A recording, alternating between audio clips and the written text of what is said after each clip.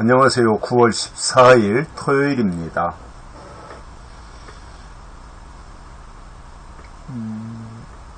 오늘은 로마서 8장 29절입니다.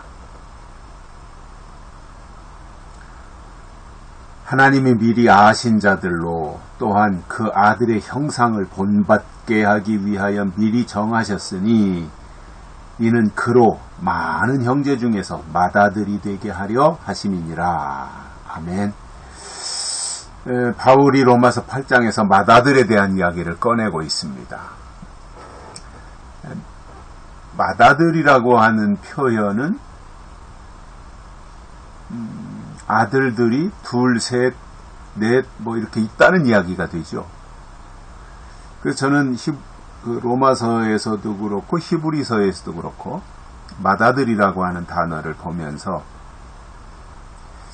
이게 내용이 특별한 거구나 이런 생각을 한 적이 있습니다. 제가 아마 30대로 기억이 나는데, 왜냐하면 마태, 마가, 누가, 요한 사복음서에 보면 예수님이 독생자로 나와요. 독생자.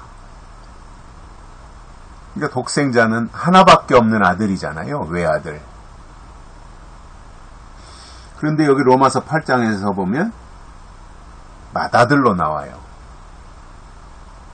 그러니까 아들이 하나밖에 없을 때는 독생자인데 그 이후로 또 다른 아들들이 태어났다 그러면 맏아들이 되는 거죠. 외아들이 맏아들이 되는 거죠. 무슨 의미겠어요?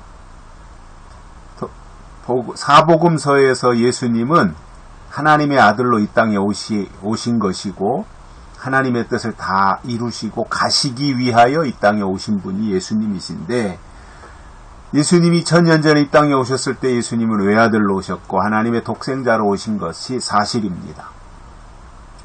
그리고 예수님이 이제 하늘로 부활, 십자가에 달려 죽으시고 부활하시고 승천하셨습니다. 하나님 보좌로. 그런데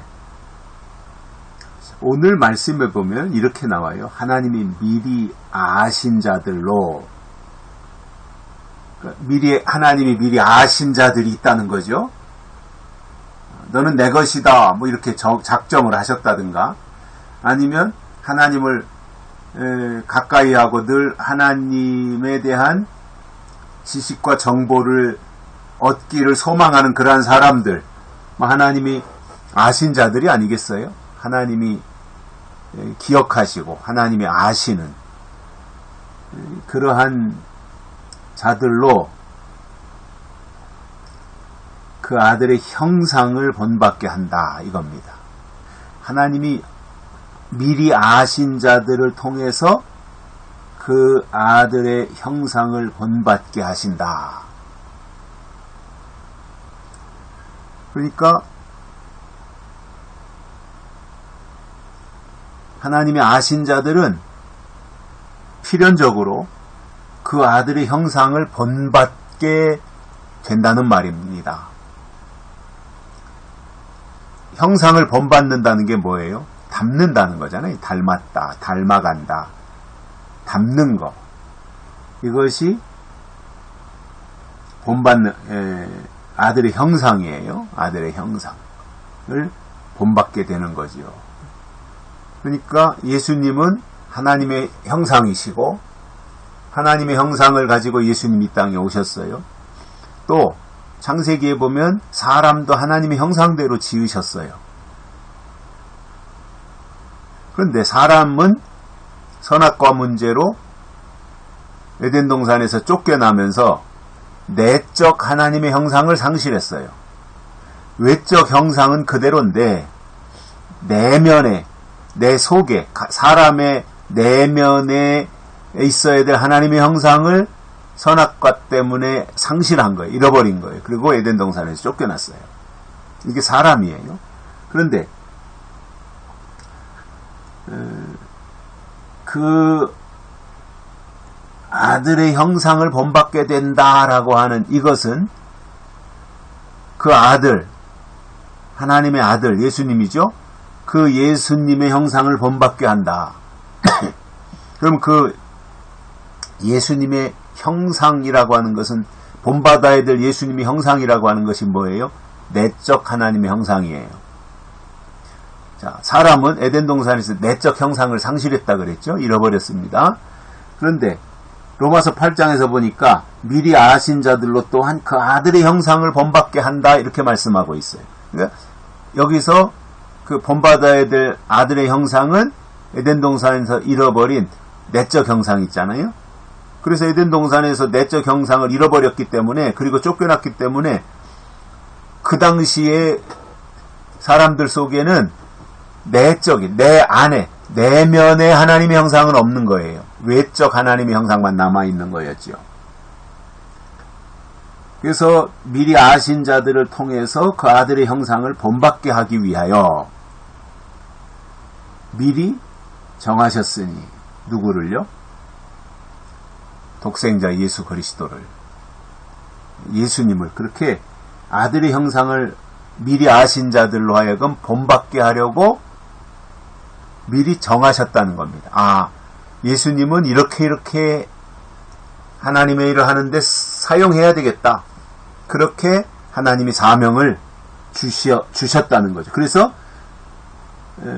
미리 아신 자들로 하여금 아들의 형상을 본받도록 하기 위하여 예수님을 하나님이 미리 정하셨다 이겁니다.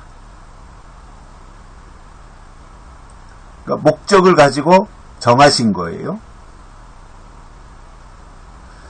이렇게 하신 이유가 있습니다. 그게 뭐냐면, 이는 그로, 예수님으로 많은 형제 중에서, 형제들이 많답니다. 한두 명이 아니라는 거죠. 많다고 하는 것은. 그로 많은 형제 중에서 맏아들이 되게 하려 하심이니라.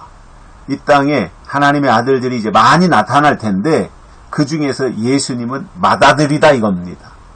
그리고 나머지는 뭐라는 거예요? 다 형제라는 거예요. 형제. 그러니까 예수님이 최고 맏아들, 큰형인 거죠. 큰형. 제가 저희 아버지 어머니에게는 맏아들이잖아요. 맏아들. 제 밑으로 이제 동생이 5이나 있으니까.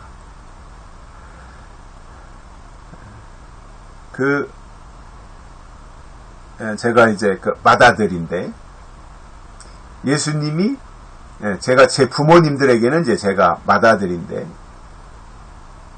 하나님에게는 예수님이 맏아들이다 이겁니다. 그러면 왜 하나님이 예수님을 그렇게 정하셨느냐 하면 그 이유가 이것이라는 거예요. 그로 많은 형제 중에서 맏아들이 되게 하려 하심이니라. 많은 형제들이 있는데, 예수님의 형제들이 많이 있는데 그 중에 예수님이 맏아들이 되게 하시려고 그렇게 미리 정하셨다 이겁니다. 하나님이 그렇게 작정하셨다는 거예요. 아니, 그거 누가 뭐라 그래요, 그걸. 하나님이 그렇게 작정하셨다는데. 우리는 작은 아들로서, 아니면은 또 다른 아들들로서, 셋째가 되는지 뭐 5째가 되는지 모르지만, 그 아들의 형상을 본받으면 됩니다. 예수님의 형상을 본받는 것이 이 시대에 우리가 해야 될 신앙의 모습이라는 말입니다. 아들은 닮아야 됩니다. 부모를 닮아야 됩니다. 어떤 모양으로든지 닮아야 자식입니다. 그리고 태어나야 됩니다. 부모를 통해서 태어나야 됩니다. 닮은 꼴이 되어야 되고 태어나야 됩니다.